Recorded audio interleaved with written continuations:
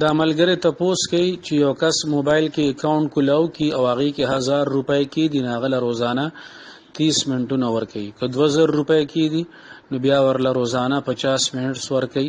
اندې د دې باره کې تپوس کوي چې د دې څه حیثیت جایز دي او که ناجایز دي نو جواب داده چې کله یو کس موبایل کې اکاونټ کولاو کی او هغه کې هغه پیسې کې دی نو د دې پیسو حیثیت د شریعت په نظر کې د قرض دی دا د گویا کې دغه کپنایلا قرض ورکړي دي چې سټه دغه پیسې دوباره کې شکول غواړي راو باسل غواړي نو راو باسل شي دا چې کله کپنای سره قرض شوي نو نبی اکرم صلی الله علیه وسلم فرمایلی دي چې کل قرض جر نفعا فهو ربا کنز العمال کې روایت ته چې کوم یو قرض ځان پسې ګټه راخي نو دا سود کی راځي نو لہذا په دغه پیسو په بنیاد باندې چې کمپنی کم اضافي منټس ور کوي اس ام اس ور کوي ممبیز ور کوي نو دا د سود په زمره کې راځي او د دې استعمال جایز نه دی دا ملګری تپوس کوي چې منګه یو سیم باندې اکاونټ کولاو کو او هغه کې پیسې نه وي او یا چرته ډیر وخت مخکې پیسې په جمع شوي او هغه باندې کله ناکله موږ ته فری منټس وغیرہ ملاویږي نو د دې حکم څنګه دی نو غالبا چې د دې مخکې موږ کوم جواب ورکو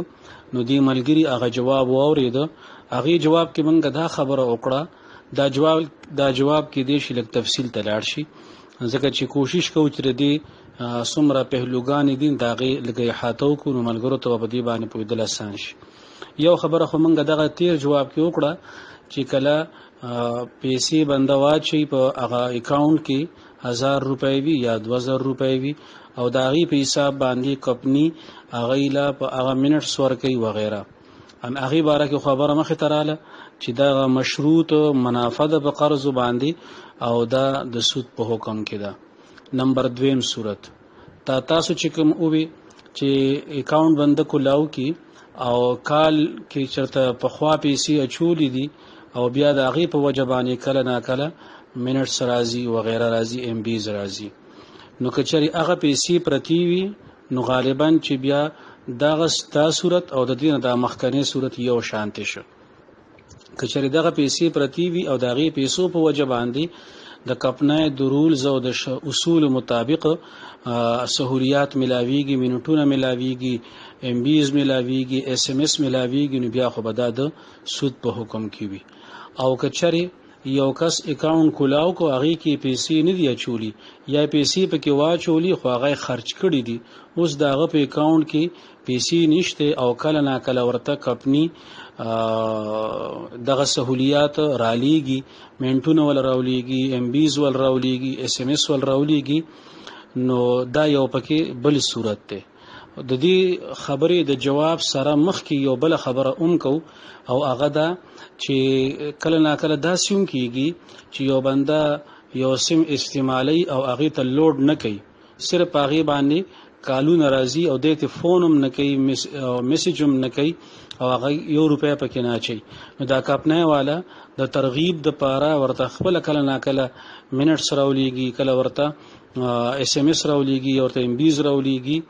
نو دا صورت او دغه یو د تاسو چې کوم او چې اکاونټ کې پیسې نشته دا دوانه یو شانتي شو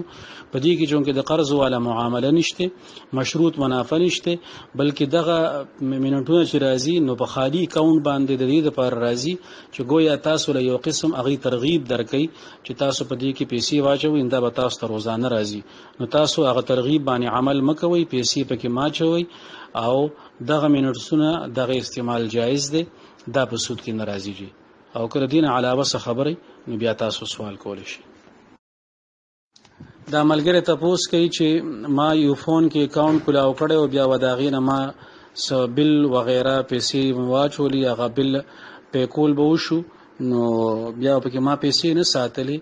باوجود د دې کله به 100 روپۍ رالي نو هغه د ډیم فند ته مخکې ولېګم نو طریقوم دادا چې کله داسې پیسې راشي چې بنده ازړه نه غواړي چې دا پیسې مال رالي او بنده ته شکوک او شبهات وي نو داسې د خیر په کارونو کې هغه بس ډونیټ کول پکار دي بس هغه الله تعالی هغه ځای کې لګي او مونږ به خپل ځان په امن کې وساتو نو صحیح طریقې کار دي داسې ک پیسې راځي او بنده په دې اکاونټونو باندې